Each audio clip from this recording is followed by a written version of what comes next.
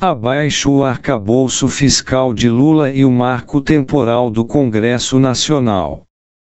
Carta do Partido Operário Revolucionário, aos trabalhadores e à juventude oprimida. Este Dia Nacional de Mobilização, de 13 de junho, deve ser um primeiro passo na constituição de uma oposição revolucionária ao governo de Lula. Está colocada uma frente de luta em defesa de um programa próprio da classe operária, dos demais trabalhadores e da juventude oprimida. Está mais do que claro o conteúdo pró-capitalista da política de conciliação de classes que ampara o governo de Lula, do PT e da Frente Ampla Burguesa. As direções sindicais, em sua imensa maioria, renunciaram há muito à defesa das reivindicações dos explorados. Os burocratas vendidos jogam com o palavreado do fim da miséria e da fome. Fazem discursos sobre a necessidade de acabar com tanta desigualdade social que impera no país. Advogam sobre a igualdade entre homens e mulheres, entre brancos e pretos. Condenam a homofobia. Exortam o Congresso Nacional a respeitar e proteger as comunidades indígenas. Dizem-se favoráveis aos pleitos do MST. Os conciliadores de classe são mestres em jogar palavreado ao vento. Nos fatos, curvam-se diante da política burguesa dominante do momento. Mostram-se amáveis e diplomáticos quando estão de frente com a poderosa oligarquia capitalista que comanda o Estado e condicionam a governabilidade. A burocracia que dividiu o movimento sindical em inúmeras centrais fez dos sindicatos instrumento de carreiras políticas. Entrelaçou-se profundamente com os partidos da ordem capitalista, tanto de centro-esquerda quanto de centro-direita. Constituiu-se em uma forte casta após o fim da ditadura militar, depois de ter usado a mobilização da classe operária para se projetar na política burguesa. O PT, cujo nome é uma apropriação fraudulenta do conteúdo de classe dos explorados, se tornou um dos pilares de sustentação do capitalismo em decomposição, do Estado burguês, da democracia oligárquica e dos interesses da minoria exploradora. Em torno a esse partido, reúnem-se as mais diversas frações da burocracia sindical, sendo as duas mais importantes as que comandam a CUT e a Força Sindical. Essas duas frações são as mais responsáveis por terem elevado a estatização dos sindicatos a seu ponto mais alto desde a ditadura militar.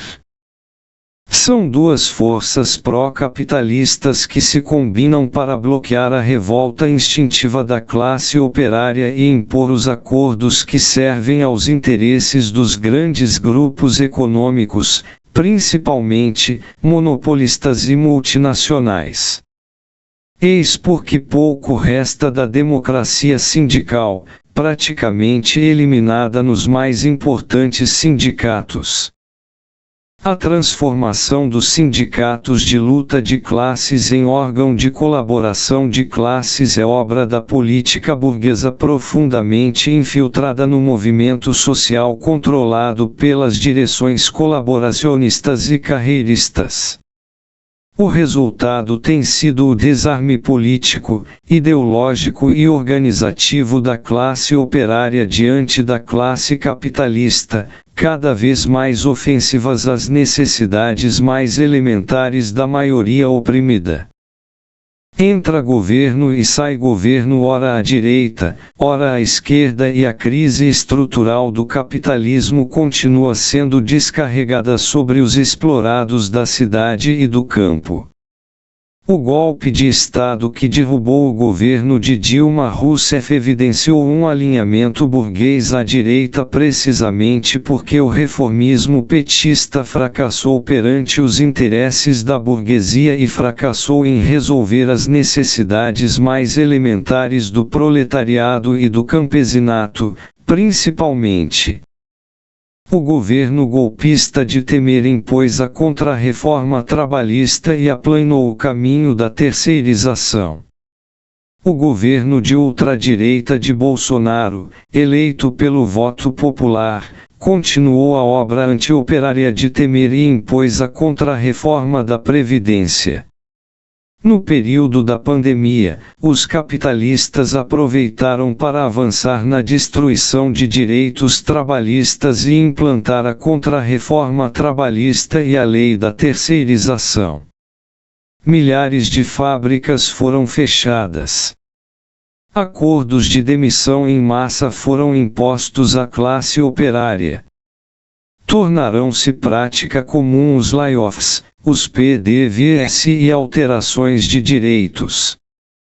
O capital se sobrepôs-se ditatorialmente ao trabalho, sem que houvesse resistência dos sindicatos. O Congresso Nacional e o governo impuseram profundas mudanças, sem que os sindicatos e centrais se colocassem em um combate frontal com a classe capitalista. O governo fascistizante de Bolsonaro afundou sobre a base das contradições e conflitos interburgueses agudizados pela crise econômica e social do período marcado pela pandemia. A política de colaboração de classe do PT e aliados na oposição antibolsonarista se potenciou e Lula voltou ao poder. Praticamente toda a esquerda se perfilou por detrás da Frente Ampla pró-Lula, pró-democracia e contra o fascismo, seja no primeiro, seja no segundo turno das eleições. O governo de ultradireita foi substituído por um governo de centro-direita. Como se pode ver, a composição ministerial indica que o governo de Lula está mais para centro-direita que centro-esquerda. O que o faz refém do Congresso Nacional controlado pela política de centro-direita, pendendo para a ultradireita. Essa é a configuração governamental que se gestou na polarização entre Lula e Bolsonaro. A relação de força nas condições atuais favorece em geral a posição de centro-direita e ultradireita, em detrimento da esquerda reformista. O golpe sofrido pelos Ministérios do Meio Ambiente e dos Povos Originários, respectivamente sob a responsabilidade do Partido Rede e do PSOL, é expressão prematura dessa correlação de força, determinada pelos interesses particulares da oligarquia burguesa. A aprovação do novo marco temporal, há muito almejado pela Frente Parlamentar da Agropecuária, segue esse caminho. Não é muito distinto o que se passou com o arcabouço fiscal. A burguesia exigia de Lula, ainda nas eleições, que reconstituísse a estrutura montada sob o teto do gasto e responsabilidade fiscal. Essa montagem se originou no governo golpista de Temer e acabou ruindo sob o governo de Bolsonaro devido aos impactos da pandemia. Lula teria de restabelecer a política de equilíbrio fiscal, que em síntese consiste em gastar menos do que se arrecada, gerando um superávit primário. Trata-se de uma política determinada pelo capital financeiro, que como tal tem de ser seguida pelo capital monopolista. O seu parâmetro fiscal e monetário é definido pela gigantesca dívida pública e, portanto, pelo parasitismo financeiro.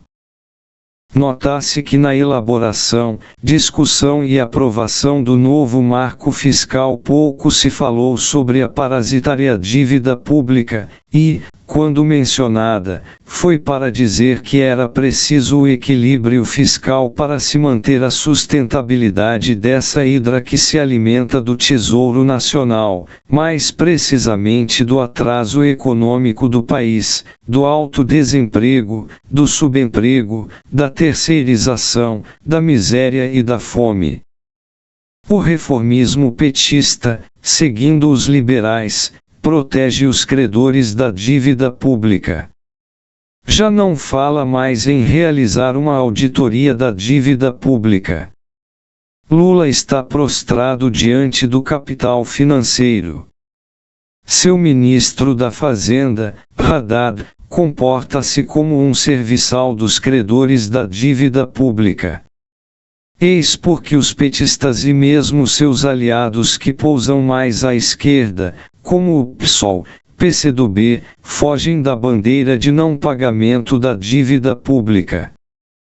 Fala-se muito na necessidade de combater a ultradireita fascistizante, mas o governo de frente ampla se apoia na centro-direita.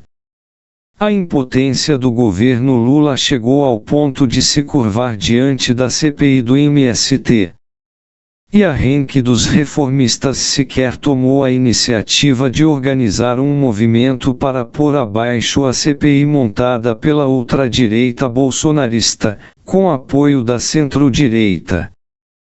Lula, petistas e aliados estão contando com uma melhora anunciada da economia, para passar por esse momento de teste diante dos explorados que aguardam empregos e salários, que permitam comprar o necessário. Não temos dúvidas de que a aplicação do novo marco fiscal resultará em mais sacrifícios para a classe operária, camponeses, as camadas empobrecidas da classe média e da juventude oprimida. Este Dia Nacional de Mobilização, encabeçado pela CSP com lutas, para cumprir o objetivo de combate ao arcabouço fiscal de Lula e ao marco temporal, tem de erguer o programa de reivindicação da classe operária. Não se deve ter a ilusão de que é possível uma política econômica que não seja expressão dos interesses do grande capital, tendo à frente o capital financeiro. Não se deve alimentar a esperança de que a luta das nacionalidades indígenas se resume a derrubar o marco temporal. Os explorados estão diante de um combate feroz às demissões em massa, ao fechamento de fábrica, à expansão da terceirização, ao crescimento da informalidade, à redução do valor da força de trabalho, à manutenção do salário mínimo de fome e, enfim, à implantação da reforma trabalhista. É nessas condições sociais e de polarização entre as necessidades da classe operária e os interesses da classe capitalista que emerge a questão das nacionalidades indígenas, da luta camponesa pela terra e a política econômica pró-grande capital traçada pelo governo Lula. O Partido Operário Revolucionário, participa neste Dia Nacional de Mobilização em defesa do programa próprio da classe operária e dos demais trabalhadores, da organização independente diante das forças burguesas, do combate ao golpismo da ultradireita e da organização de uma frente de oposição revolucionária ao governo burguês de Lula.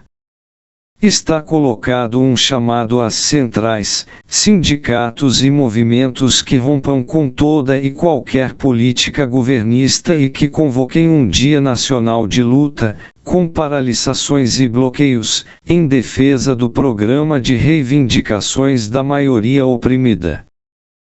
Por um Dia Nacional de luta em defesa do programa de reivindicação da classe operária, dos camponeses e da juventude oprimida. Abaixo o arcabouço fiscal de Lula e o marco temporal do Congresso Nacional. Abaixo a CPI do MST. Por uma aliança operária e camponesa.